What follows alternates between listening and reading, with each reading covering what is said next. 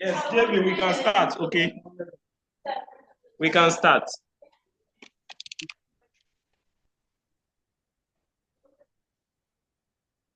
So let's quickly review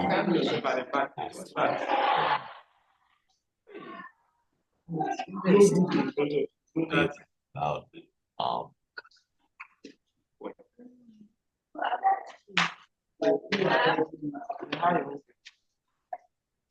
so here let's start over here. So we learned power, which the unit is watt, is voltage times current. We learned it last time, and we also learned how power is work divided by time. It's how much work we did over a period of time.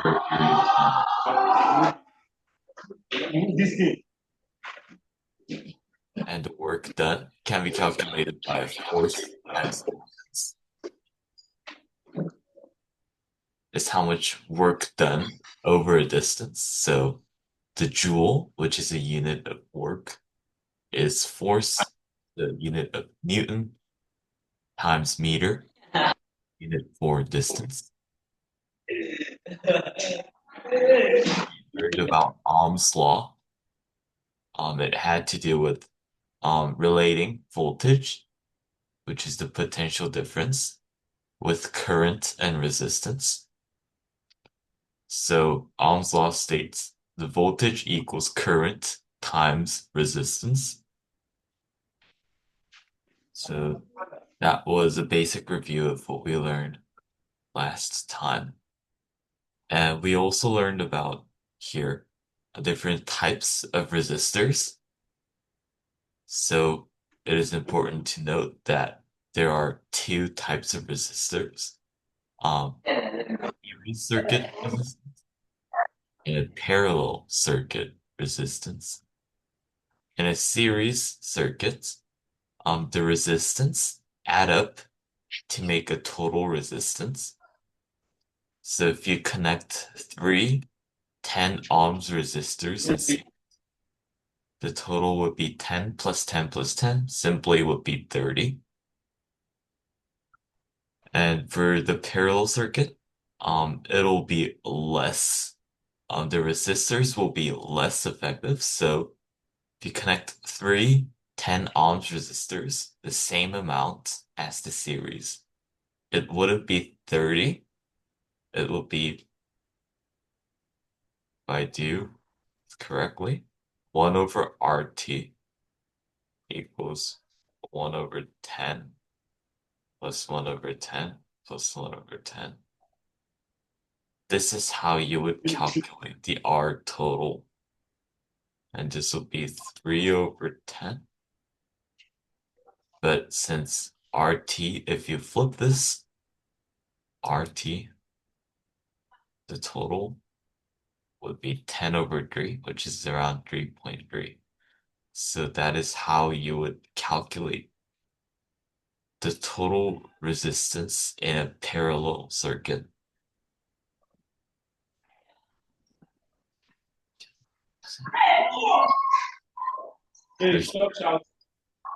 Is an example of a circuit where you can identify some of the objects that we discussed.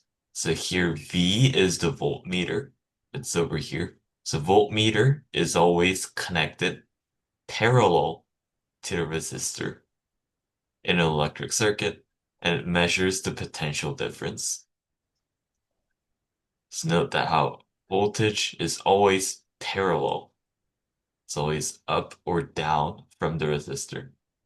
But the ammeter, you can see it here, labeled A, is always connected in series with the resistor. So you can see with R2, the ammeter is in series. It's next to each other. And ohmmeter, they're can be another ohmmeter in this circuit, which can measure resistance. There can also be a capacitor, which is an electronic component that stores and releases electrical energy, but it releases really quickly for the capacitor. It's different from a battery where it releases more slowly and stores a lot of energy. A capacitor stores small amount of energy but releases quickly. Can be used, for example, like a camera flash.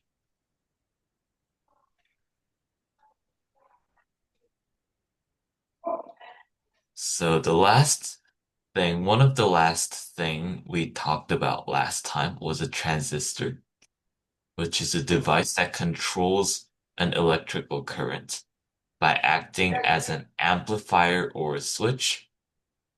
So remember, transistor can act as an amplifier or a switch. So an arrow here, it shows the direction of the current flow. This is where how the electrons are flowing. So current, is the flow of electronic charges, the flow of electrons. Is shaped like this arrow. There are these three parts of a transistor: the emitter, the base, and the collector. And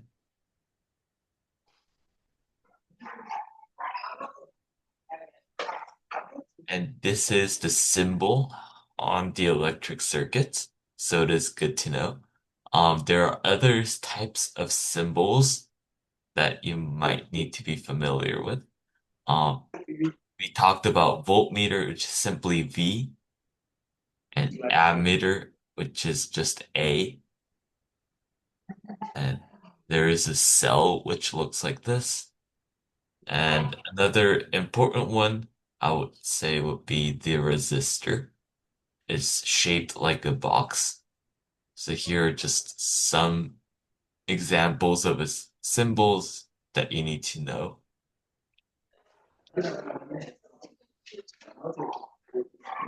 But next, we're moving on to new material. So we're talking about a fuse. What is the importance of a fuse in an electrical appliance? A fuse is a safety device that protects electrical appliances from damage caused by too much current. And if it asks you to state two household appliances that have fuse, you can say an electric kettle or electric iron or a microwave oven or even more. So again, this is a fuse box where contains all the fuse, which is a safety device that protects appliances.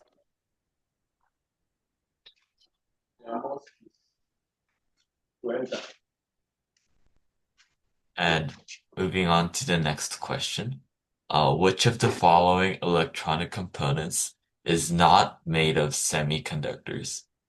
So, to maybe get you familiar with the word, common electronic components made of semiconductors such as silicon or germanium. Some examples of um, electronic components are diode.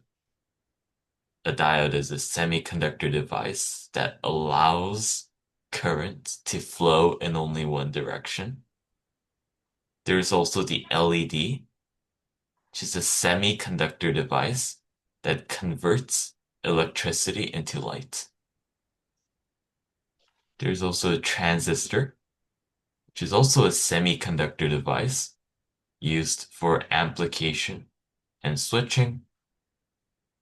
And there is also a solar cell, which is a semiconductor device that converts sunlight into electricity. So if the question asks you which of these are not made of semiconductors, you can say a capacitor.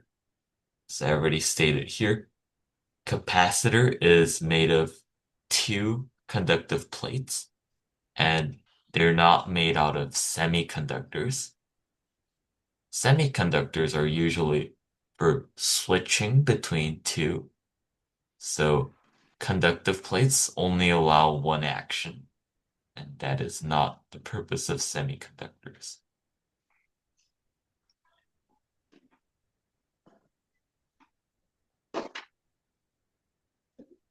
Let's look at some of these safety questions too. So it is not advisable to use old electrical gadgets because is it because they are not efficient, are dangerous, produce sparks, or waste energy?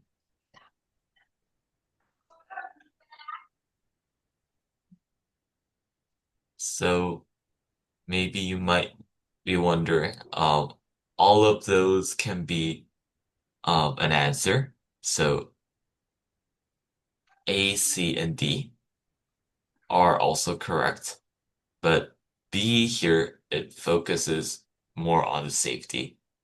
Um, and the answer said that it is B, but I would argue that maybe A, C, and D are also correct, but B is the most important part, um, for the reason to not use old electrical gadgets, focusing on safety. But it is also the case that they're not efficient. They produce sparks and waste energy.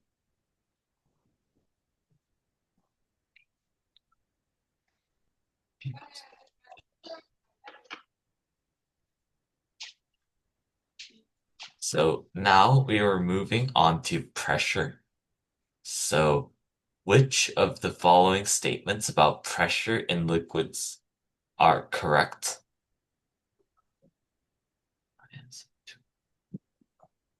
So one, pressure in liquids at the same level acts equally in all directions. Two, pressure in liquids depend on the area of the liquid. Three, pressure in liquids decreases with depth. So, although we haven't gotten to the concept of pressure, we can say that it is A, pressure in liquids at the same level acts equally in all directions. And let's look at why that is the case.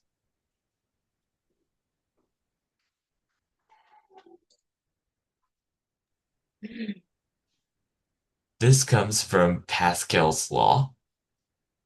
It states that liquid pressure is equal in all directions at the same depth. And pressure in a liquid depends on depth, density, and gravity, but not on the area. And pressure actually increases with depth. As the object moves further down a medium, the pressure increases. And always note from Pascal's law that liquid pressure is equal in all directions if it is at the same depth. So let's look at over here.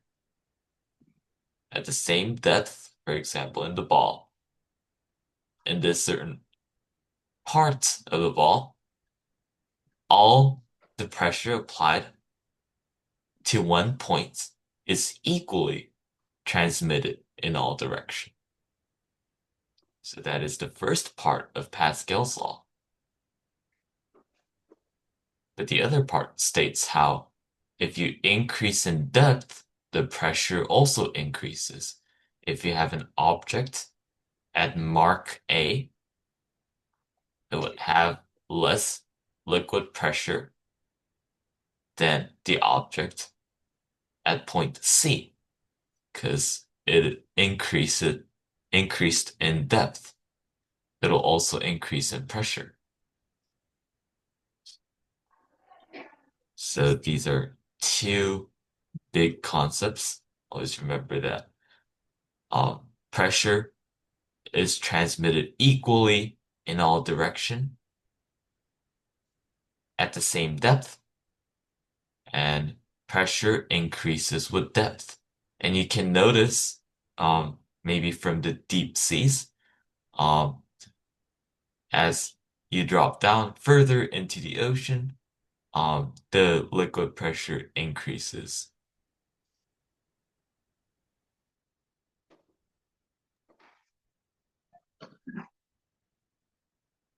So if we return to this question 48, this question asks you which of the following statements about pressure in liquids are correct.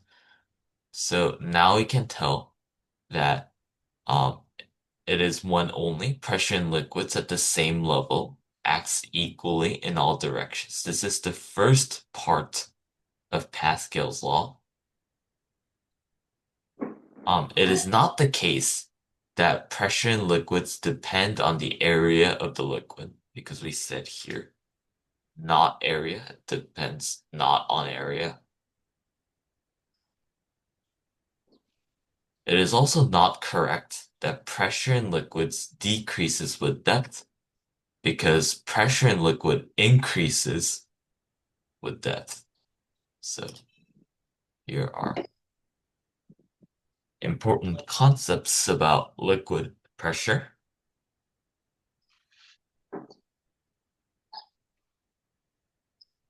Moving on to more questions about liquid pressure.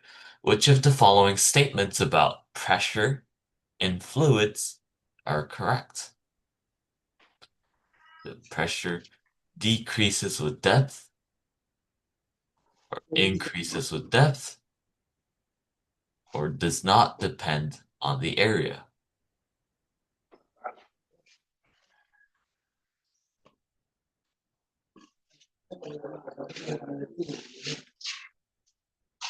So I think I know.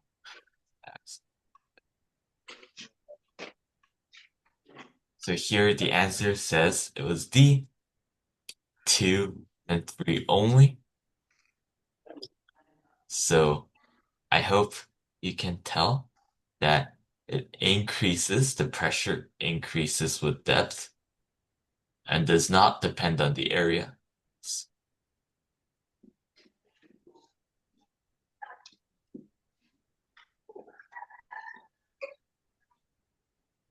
So let's look at some applications. So the following devices work based on the principle of pressure in fluids, except is it siphons, flutes, drinking straws, or water pumps. So this is a siphon. This is the drinking straw. That is a flute. This is a water pump.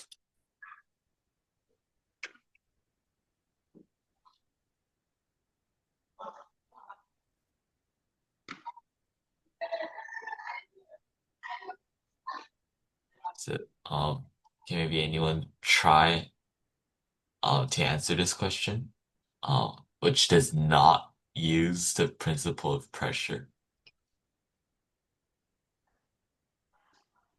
So the answer is B, just the flutes, because not only does it not use a fluid, it uses a wind,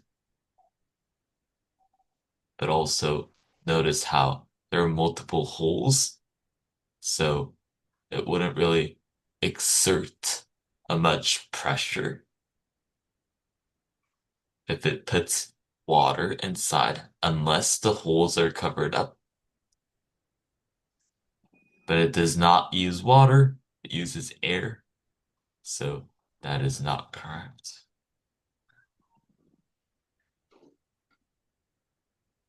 So yeah, here fluids always move from high pressure areas to low pressure areas. And this movement is called the fluid flow, and it is driven by pressure differences. Again, high areas to low areas. We also talked about this in um, osmosis and also diffusion. So always think about things moving from high area to low area. It tries to even it out. And the same goes for pressure. So the fluids always move from high pressure to low pressure to even it out. Examples are drinking straws. Just sucking reduces air pressure inside the straw.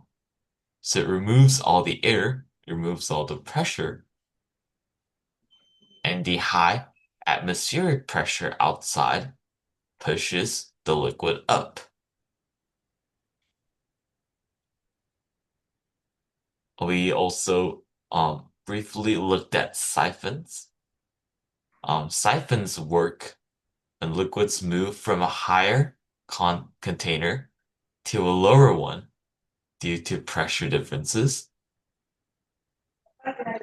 Also looked at water pumps, which use fluid pressure to move water.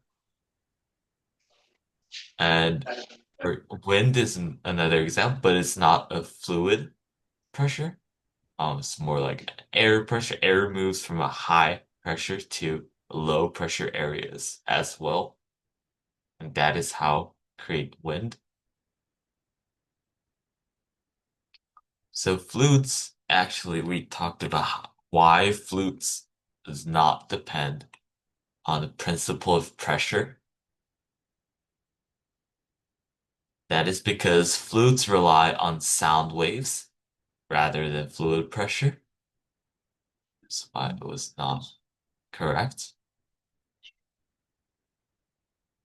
And maybe if a question asks you to state 3 ways in which fluid pressure is applied in everyday activities, you can say any of the following examples, like water pumps, siphon.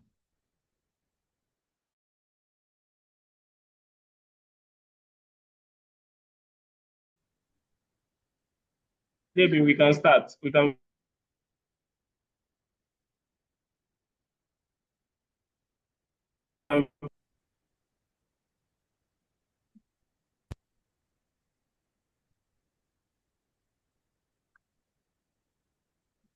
Yeah, so we can move on to the next Yes, part. yes. Here, I think you can see the screen now.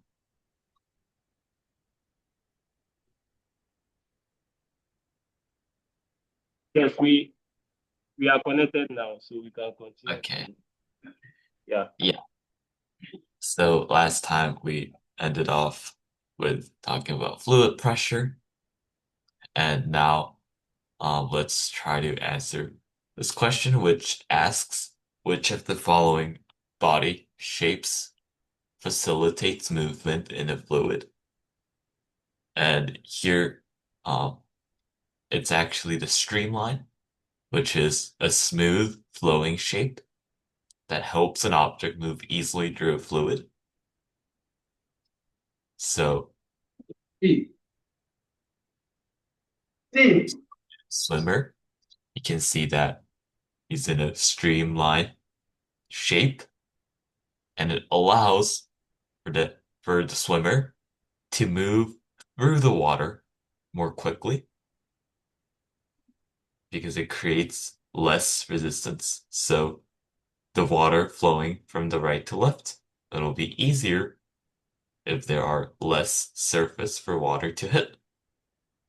That is a streamlined shape.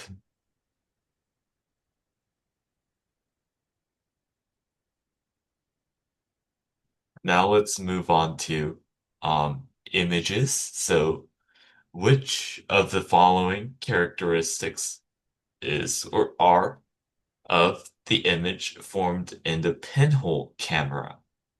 So this is an example of a pinhole camera, the bottom right. So you can notice some properties of this pinhole camera.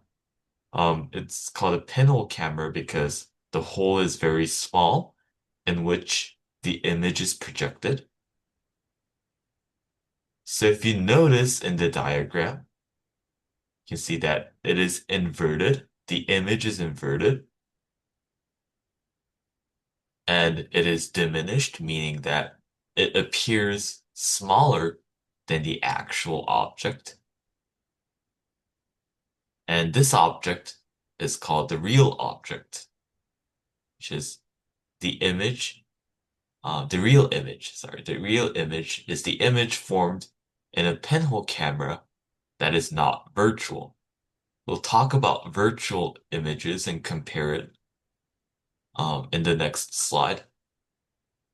But the answer to this question would be B, 2 and 3 only.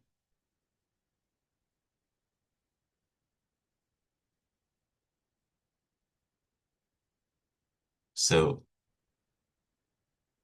sorry, the answer is C. The answer that put here is not correct. It's actually C. Sorry about the typo. Because it is not virtual, it is real image, but it is inverted and it is diminished, which is smaller. So the answer is C. So whoever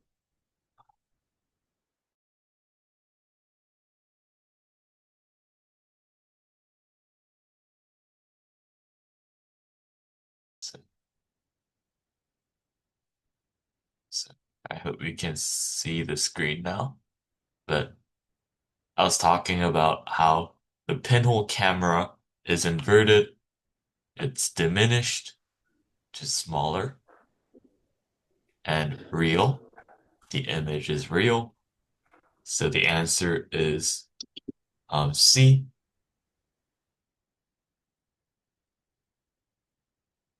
And let's look at another case where an image formed of a plane mirror. Yes, And it's better now. So can okay, continue from. so an image formed by this plane mirror, it's a plane mirror here, it's a flat mirror. Then the image that we look at is virtual. So this is the image that we look at from the eye. So if we have a face here, look at the eye. It's following down over here to this image. But although there's a mirror here, this is the virtual image.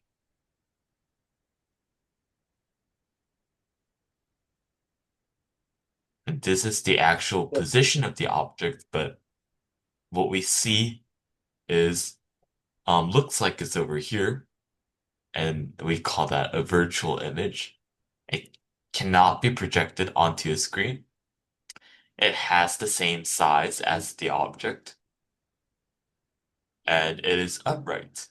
It is not inverted. It's not upside down inverted, but it is left and right reversed. So if you can think about a mirror image, you can say that always what's on the left looks like what's on the right.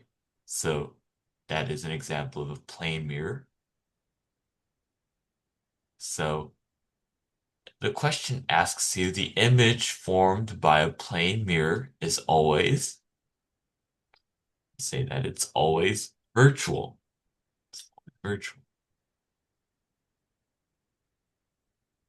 So you're looking at the object that is across, but it's not actually there. Um, it's left and right inverted. So, uh,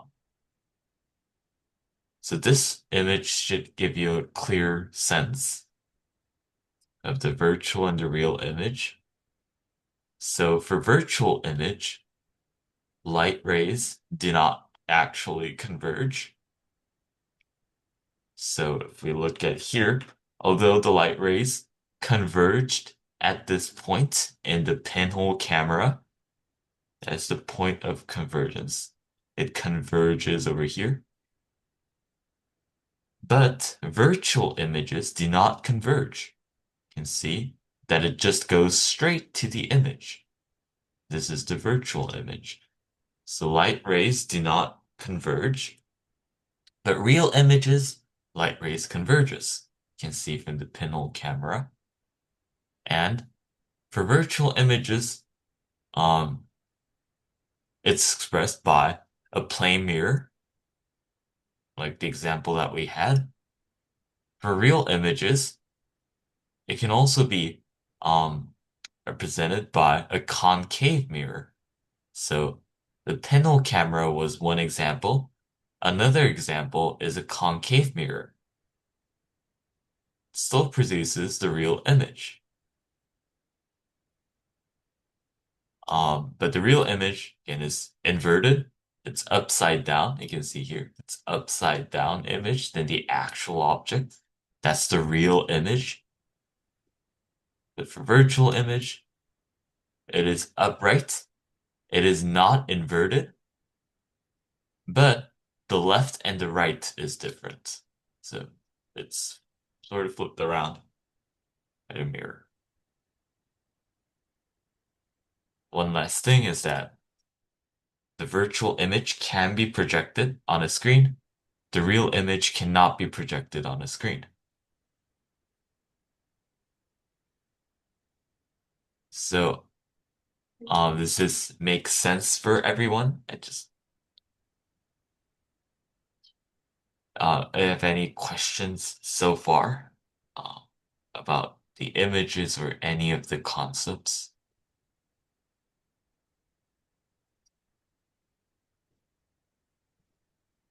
If you don't have any questions, I can move on. So here, talk about natural sources of light.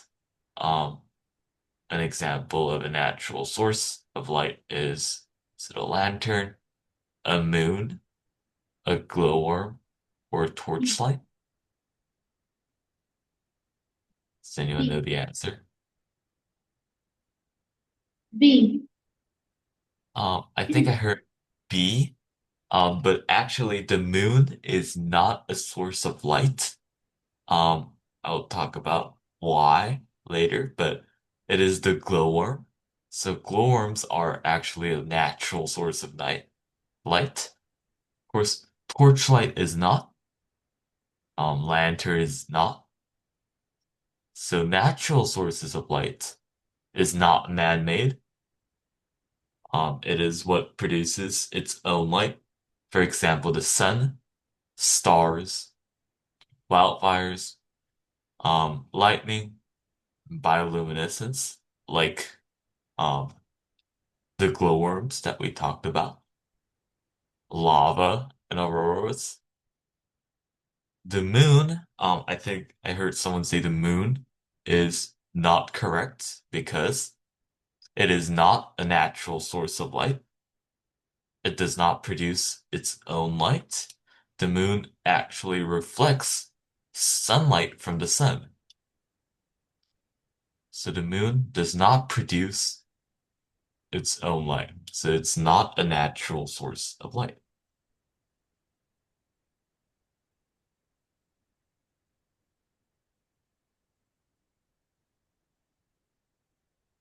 Here is another question. Which of the following bodies are natural sources of light? So it talks about three things: the moon, the sun, and the glowworm. And since we just learned that the moon is not a natural source, you can cross it out.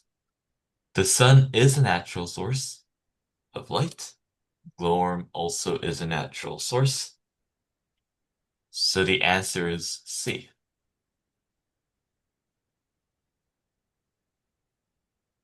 The sun and the glowworm. Again, because the moon only reflects the sunlight. Sun.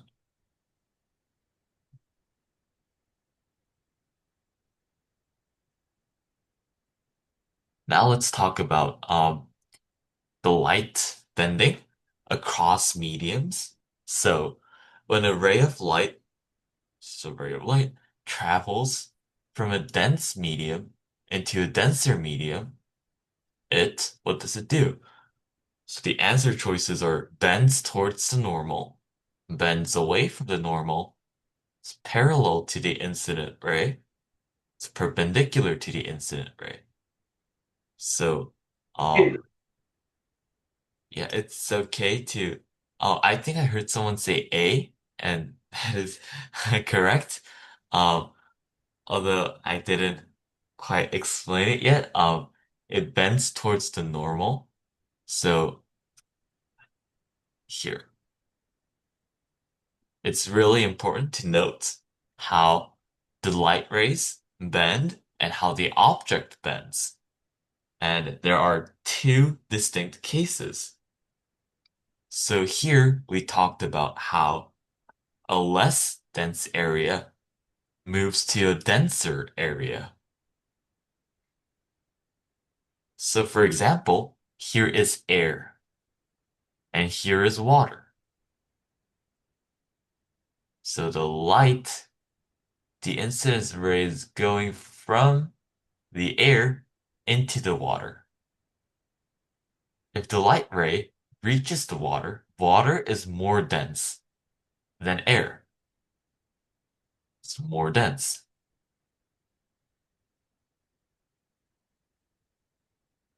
So when the light ray goes from a less dense to a more dense medium, then the light bends towards the normal. So this is the normal.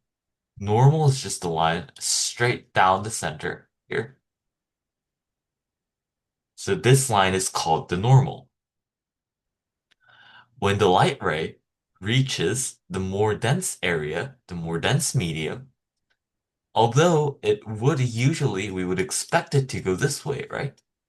The light ray going this way. But because it's a more dense medium, it moves towards the normal. It moves a little bit this much.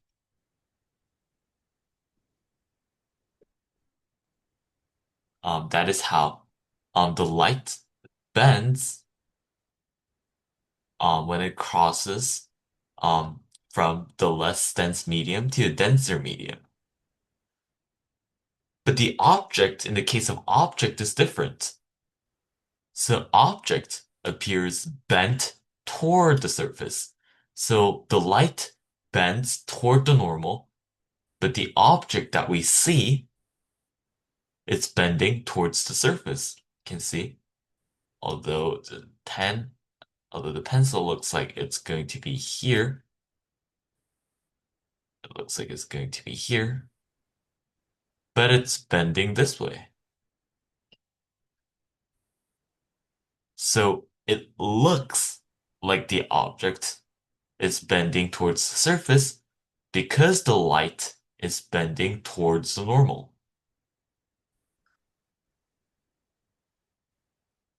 So this is the case for less dense area to a denser medium. The light moves across these different mediums.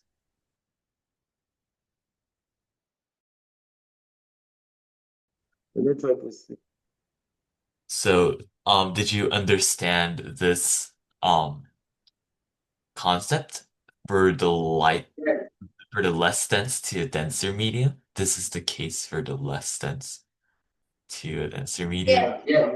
Okay. Then there's also a case where a light moves from a denser area to a less dense medium. In this case, it's the opposite. The light bends away from the normal. This is the normal again. Straight down the middle. Um, if it's moving from denser to a less dense area, it would move away. So though it would usually be here, it moves away from the normal. Moves away. And the object appears to bend towards the normal.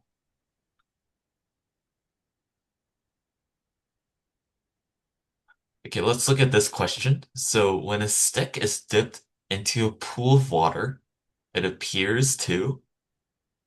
Does anyone know the answer to this question?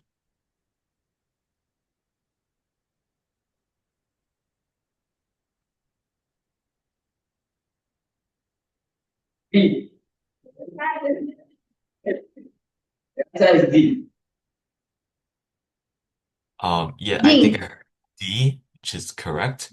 It bends toward the surface because it is moving from air to a pool of water. That is, from a less dense area to a denser medium. If that is the case, light bends towards the normal. An object, we're talking about objects here. Objects appear to bend toward the surface. So it is D.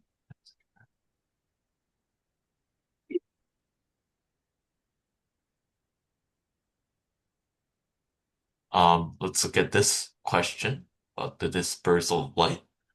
So a natural phenomenon that illustrates the dispersal of light is, so light dispersion is a splitting of white light into different colors, like a rainbow, when it passes through a transparent material such as prism or water droplet. So natural phenomenon of this would be a rainbow. The reason why rainbows form is because of water droplets. Here, the light, white light, passes through the water droplets, and that's why it creates a rainbow. When you see a rainbow, maybe outside, that is how it forms.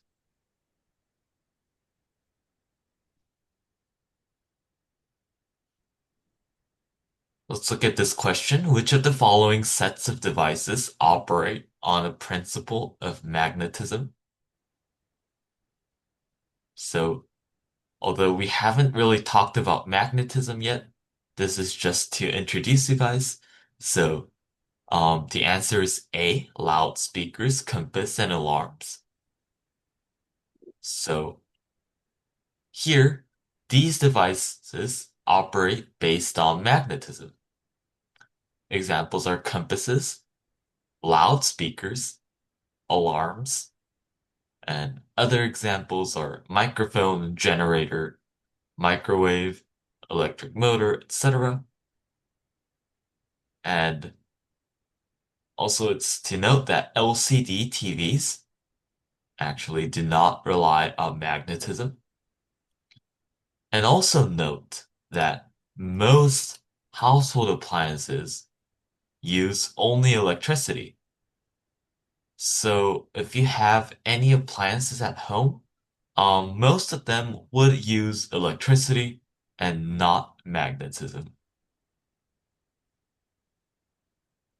These are just specific examples of devices that use magnetism, but most of them do not. So here is an example of all of them. So loudspeakers over here, it uses a magnet, and compasses too is a typical example. And there is a sensor using magnetism as well.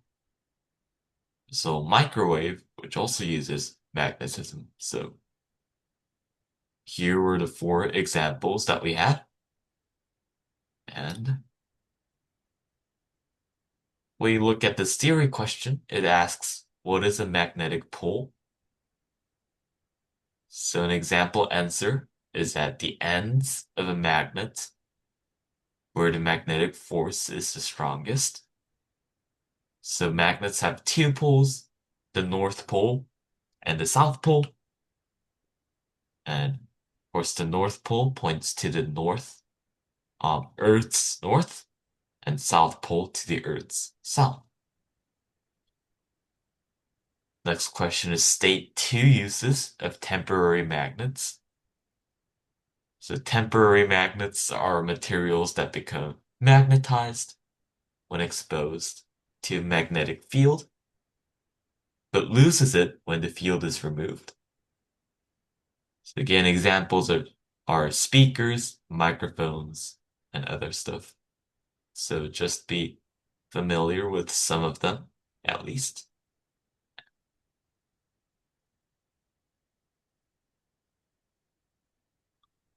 One of the final things I want to talk about for today is a lever. So here it asks you to state the first class lever. Is it a bottle opener? Is it a crowbar? Is it a wheelbarrow? Or a fishing rod? Um, I haven't again described what it was, but the answer is the crowbar. And let's look at why that is the first class lever. So this diagram and this description describes what it is. So levers make work easier by reducing effort. So a lever is a simple machine. It consists of a beam, consists of this beam right here, and a rigid rod pivoted at a fixed hinge or fulcrum. So fulcrum here, this is a fulcrum. This is what it's fixed. And a lever is a rigid body capable of rotating on a point itself. So here, this girl is using effort to push down on this part of the beam. And the fulcrum is here. And the load is over here. So the load is pushing down on this end of the beam. But if an effort is pushed, it'll make it easier to lift the load. This is an example of a first class lever. You can notice how the fulcrum is in the middle of the effort and the load. So effort is on the left, load is on the right, fulcrum is in the middle. That is the first class lever. Second class lever, however, the load is in the middle between the fulcrum and the effort. So instead of this image, the fulcrum will be on maybe the left, and there is a bar, and there is a load over here, and the effort is over here. This is an example of a second class lever. Fulcrum, effort, and the load. And the third class lever is the effort is in the middle between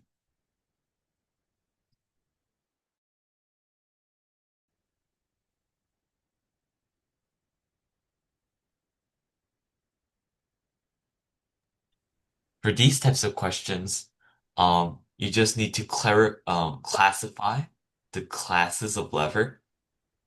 So all you need to know is these classes. So these are diagrams of different classes. The first class we looked at, here the fulcrum is in the middle, load is on the left, the effort on the right. You can see the fulcrum in the middle, and examples here you can see a hammer pulling out the nail. The fulcrum is in the middle, so it is a class 1. There are scissors too, and there's also like a crowbar lifting. Since the fulcrum is in the middle, it's a class 1. A seesaw is also a class 1 because the fulcrum is in the middle and the effort is applied on one side. It's the class 1 lever. So class 2 lever is when the effort when the load is in the middle. Examples are wheelbarrow, where the load is in the middle and you lift it up on the left. The fulcrum or the wheel is on the right. Other examples of class 2 levers are nutcracker and a bottle opener, all of which the load is in the middle. That's the class 2 lever. Class 3 lever, the effort is in the middle.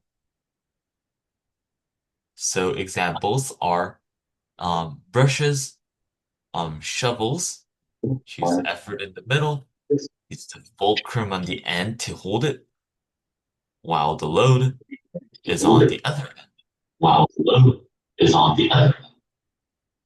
The claw is also an example of,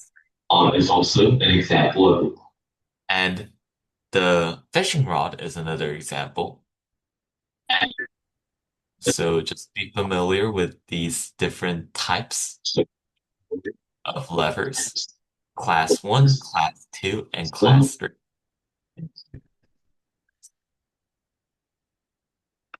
So if we return to the previous slide, we can see these examples of multiple different classes. So this bottle opener, remember it was Class 2, second class, where the um, load is in the middle. The wheelbarrow is also a second class because, again, the load is in the middle. Fishing rod is a third lever, class 3 lever, because when we apply force, the applied force is in the middle. The crowbar is the first class lever because you can see the fulcrum is in the middle. Usually there's a fulcrum here, and force is applied here, and the weight, the load is over here. That is how the fulcrum operates, so that is in class 1.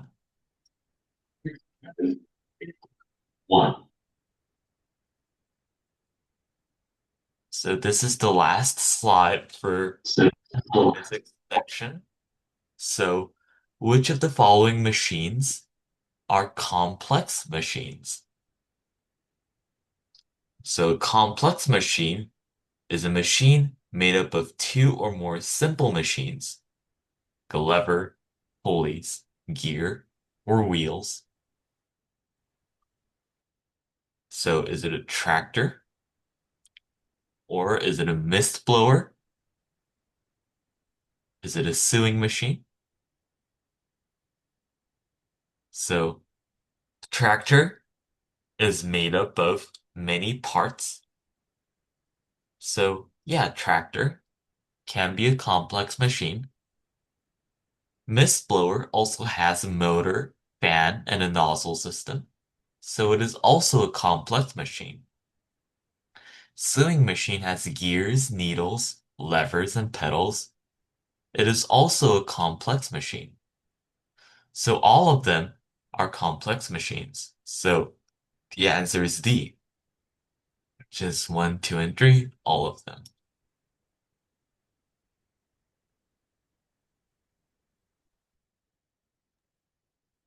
So this was the last slide for the physics slide. So do you have any questions for today?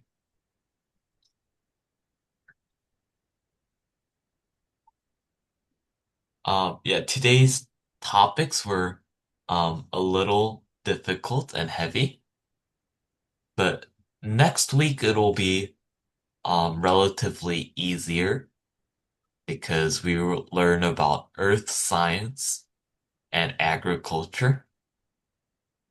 So, yeah.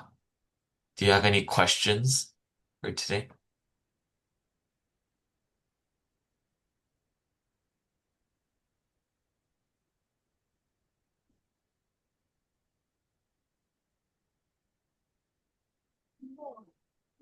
If there are no questions, then I will see you next week, um, learning about earth science and You environment.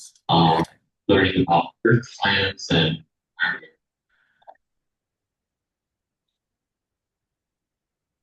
What is-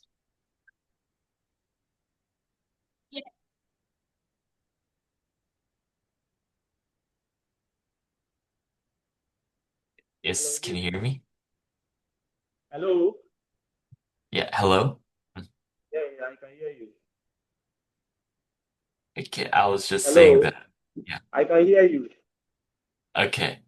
I was just saying that next week we will learn about earth science and agriculture. So, yeah. Science and agriculture. Yes, that is. You mean science and agriculture? Okay. It's earth science and These days agriculture. the network has been very bad. All right, all right. Okay. Okay. Yeah. If there are no questions, I will see all of you next week. All right. Have a good day. All right. Yeah. Have a good day. Yeah, you All too. Have a great day. Yeah. Bye, everyone. right. All right. Yes, I do. Hello, David. A minute. Yes. Okay. Mhm. Yeah, the network has been very bad these days. So sometimes I switch from the school's router to my personal network because Mhm. when you connect to the school's router, it's sometimes because of the bad network, it's a general problem. So that is why we are having uh, fluctuations in the network. Oh, okay. Um, I, yes, I could hear you. And so it's a general problem. Yeah, it's not. It's a general problem that we are having. The service providers are having challenges with their network, so it becomes very difficult having online lessons like this. So sometimes I switch to my personal network when the school's router isn't working. Uh-huh. okay. Do you think the Yes. internet problem will be fixed soon for the school internet? Come again, please. Do you think the internet problem will be fixed soon or will be better? Yeah, sure. Yes, Okay. yes, yes. Sure. Yeah. Okay, yeah, then we can continue Okay. um yeah, the lessons regularly. Okay.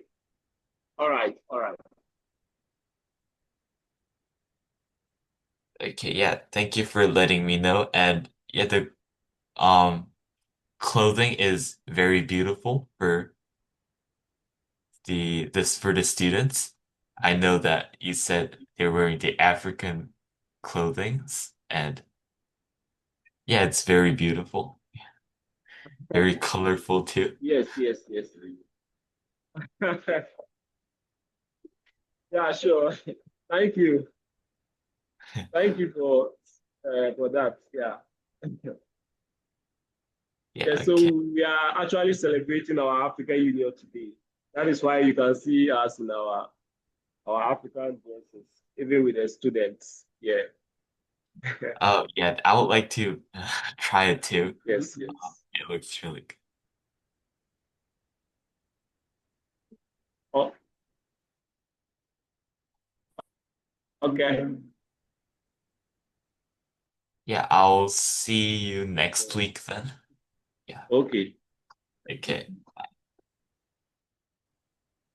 Bye, everyone. Yeah. Okay. Hello. Oh, Hello. hello. Yeah, Hello. yeah, hello. How are you? Yeah, Yeah. I'm doing really good. How are How are you? you? Yeah, I'm doing good. How are you? I'm good. I'm good. I'm good. Yeah. Yeah. Very good. The internet has been very bad, but I'm still talking to your mom, so we can see the best way to have a good internet connection. I'm going to Okay. contact. There's one company because it's mostly a general problem with internet providers. So we even switched from Vodafone, that is Telecel. We call it Telecel here. We Hmm. switched to the major network called MTN. So with today's lesson, we're using MTN, and week Friday too, we're using MTN. But it seems that both networks that we've been using doesn't work well. So I'm going to contact Starlink and see what their services are, what their charges are. Then I can advise your mom accordingly. Okay. Mhm. Yeah, That because sounds good. the two main internet providers in Ghana are MTN and Telecel, but they both seems to have bad networks these days, even with phone calls. Yeah, so we'll see what could be done, and then I will let your mom know. Okay. So before there was a telecell, right? Yeah, So before we were using Telecel since last year and last term, we've been using Telecel. I Yeah, think formerly called Vodafone. Formerly they were called Vodafone, but now it's called Telecel. Yeah, but they are also having bad connections. So we switch to MTN, which is another major network provider here. So we're going to contact Starlink. It's another service provider. I'm sure they also take their internet connection from some of the major service providers that I've named earlier. So we'll see if it's practicable for us to switch to Starlink. We'll do so. I would take the advice from the IT master before any step is taken. okay.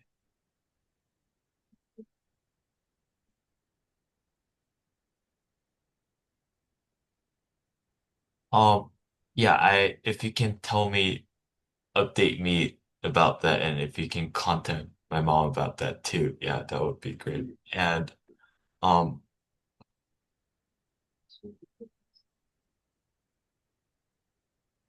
I am also available to schedule more lessons is in June 23rd. You mean in June? So in June 2nd, 3rd and 4th. So I'm also available to make more sessions then Oh, um for reviewing for the exam. So all right, June 2nd. Let me see. June 2nd. It's on a Monday. is this the Monday, Tuesday, and Yeah, Wednesday? I'm available for available. Okay, days. that's fine. Because they will start their exams on the 11th of June. Like yeah.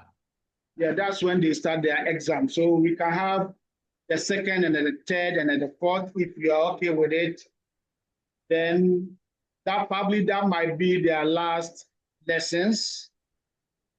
Then when they are done, because they have to go and write their exams on the 11th of June.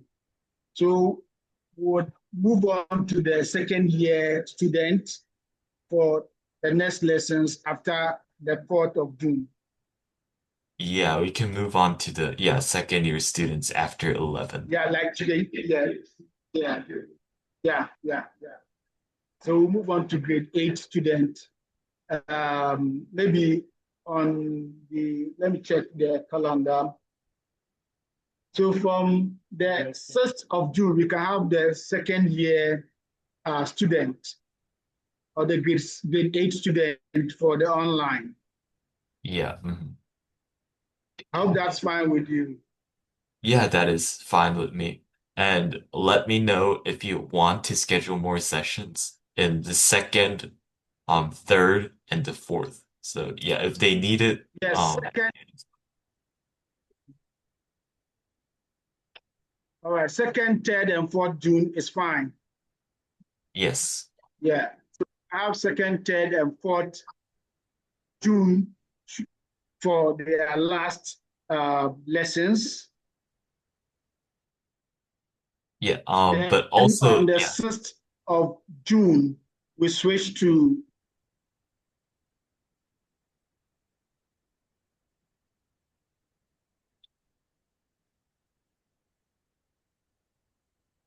Jade, will you be available on the 6th of June? the sixth, you get it. Of June. Oh, let me see. Oh, I am not available on the 6th of June. I can hold next Friday, so I will be available on the 30th of May, but not on the 6th of June. Okay. All right, then that means that we'll have our last lesson on the 4th of June. Then we'll take a break to return on the 30th of June. Is that Yes, okay? yeah. Okay. Yeah. So that's fine. We'll do second and third and fourth, then have a break, and then you return on the 30th of June. Is that correct? Yes, that is correct. Yeah, so can I say that we'll resume on the 4th of July? Mm. Sorry, yeah, we can return to that too. All right, then that's fine. So second, third, and fourth noted would make arrangement for that. We hope that the network would be favorable for us. Yeah. So yeah, we have total of 4 sessions left. So the 30th, second, third, and fourth. So yeah, I hope we can get as much topic covered before the exam. Oh my God. Yes, hello.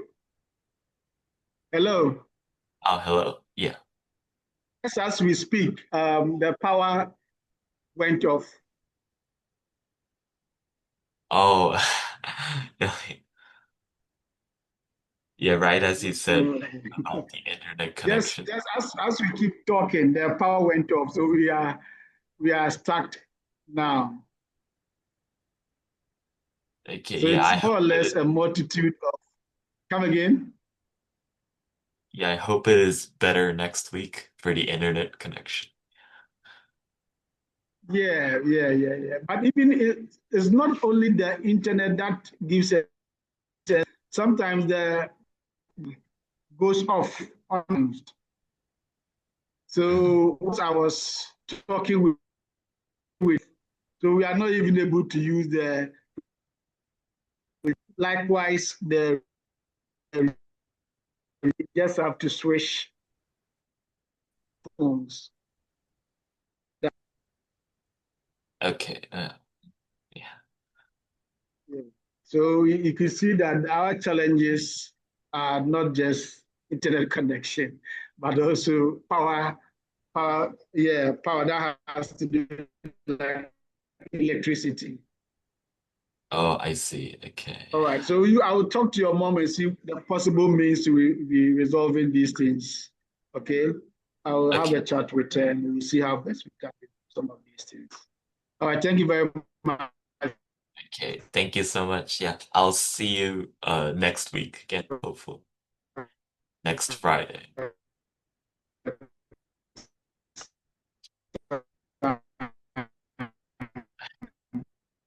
Bye. And then enjoy your trip. Yeah, thank you. Yeah, I'll see you next week.